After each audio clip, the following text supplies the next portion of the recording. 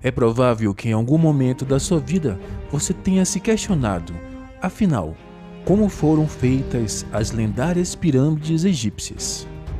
O fato de que as construções das pirâmides egípcias é de difícil explicação torna-se um prato cheio para teorias conspiratórias.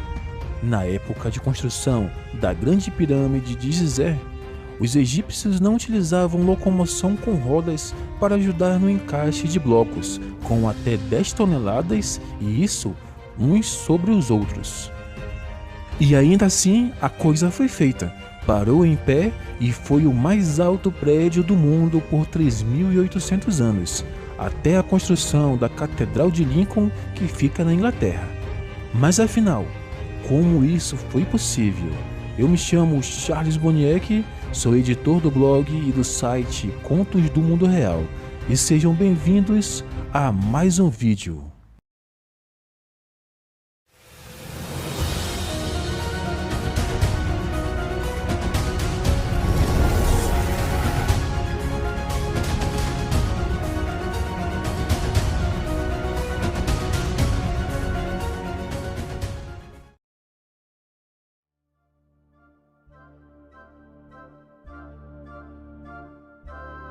A tecnologia que deu origem às pirâmides é muito antiga, e o primeiro idealizador conhecido desse monumento é o arquiteto Imhotep, que fez a mais antiga de todas, a Pirâmide de Djoser, que data de 2648 a.C.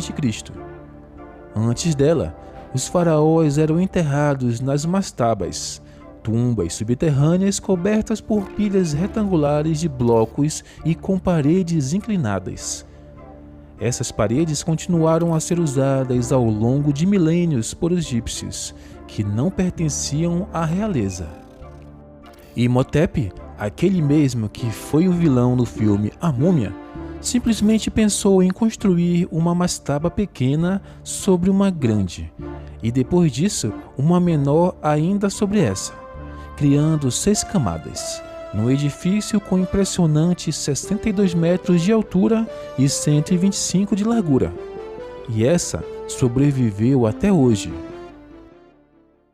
No reinado de Snéfron, em 2613 a 2589 a.C., uma inovação foi feita: a pirâmide lisa ou verdadeira. Uma parede única inclinada era construída de cima para baixo e coberta por calcário polido, que fornecia um aspecto branco e brilhante à obra. A construção de calcário desabou com os anos, sobrando apenas o esqueleto que é visto hoje em dia. Snéfron gostava tanto de pirâmides que ordenou a construção de pelo menos 3 delas, e essa paixão pelas pirâmides passou à próxima geração. Seu filho Khufu, que reinou entre 2551 e 2528 a.C., decidiu criar a maior de todas, que jamais seria superada. E hoje em dia conhecemos esse faraó por não ser um nome egípcio, mas pela maneira como os gregos o pronunciavam 2.000 anos atrás, Quéops. Nunca foram encontrados registros exatos sobre a construção das pirâmides, mas podemos entrever algumas indicações. De onde o material veio, não há mistério. As pedreiras do complexo das grandes pirâmides foram encontradas a pouco mais de 100 metros delas. E em uma distância igualmente curta, canais ligados ao Nilo traziam outros materiais e suprimentos.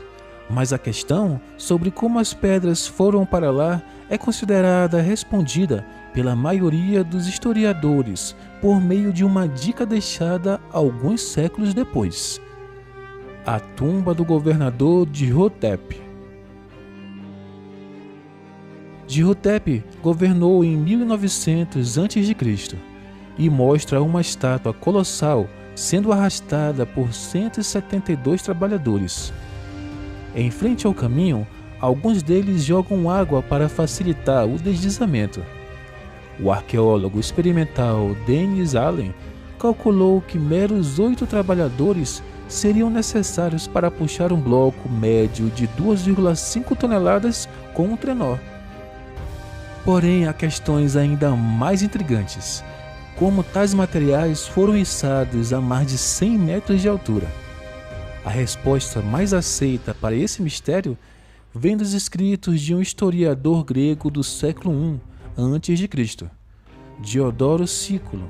Acreditava que as pedras eram levadas através de rampas de areia, construídas paulatinamente conforme a pirâmide aumentava. O formato exato das rampas, se eram retas ou se faziam zigue-zague, é um mistério até hoje e está aberto a interpretações. Se você aprendeu um pouco mais com esse assunto, não esqueça de se inscrever no nosso canal e deixar o like, ativando o sino de notificações para receber mais vídeos como esse. Obrigado!